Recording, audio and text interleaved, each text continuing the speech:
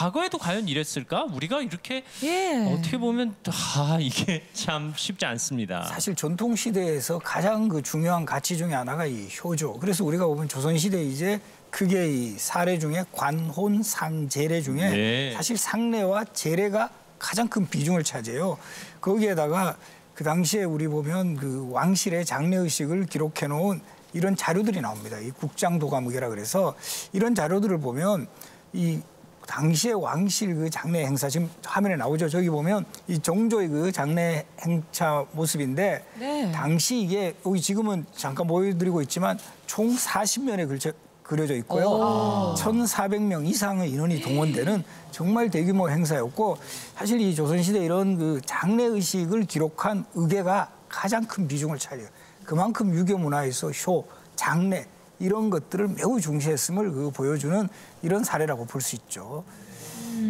참 이게 저게 진짜 몇 분이에요. 등불 다 들었고 저 당시만 해도 그림을 위쪽은 좀 거꾸로 그리는 그렇죠. 사례가 이렇게 위에서 있어요. 이렇게 그리고 이제 서로 이렇게 대칭이 되게 조감도 형식으로. 사실을 기반으로 해서 그렸기 때문에 이런 게 40쪽이 있다는 거죠. 네, 40면에 걸쳐 그려져 있습니다.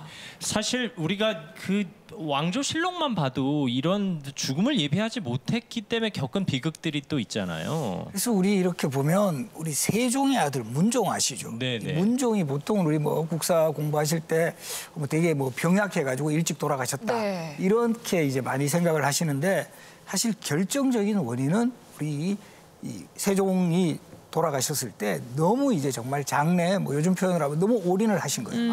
그러다 보니까 이 완전히 체력이 다 소모가 되고 그런 과정 속에서 이게 겹쳐서 결과적으로는 이제 빨리 이제 돌아가시게 된 거죠.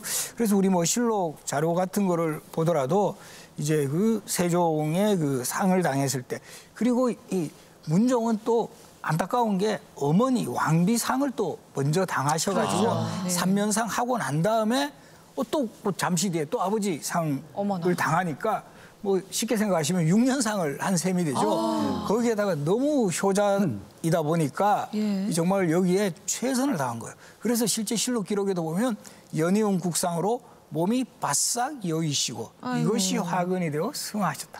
그래서 이 문종이 일찍 돌아가시는 바람에 단종이 어린 나이에 왕이 올라고 또 단종이 너무 어린 나이에 왕이 올라서 이 신하들이 이제 너무 권력을 넘본다 해서 삼촌인 수양대군이 또 왕위를 빼앗고 아마 이런 비극을 예상을 했더라면 정말 문종도 오히려 건강 관리를 하면서 정말 좀 장래는 그래도 어느 정도 마음만 표하는 정말 너무 온몸이 다 거기에 만신창이가 되도록 그런 장래는 하지 않았을까라는 그런 정말 또 이 역사의 안타까움 같은 게 있는 거죠. 결국 후손들이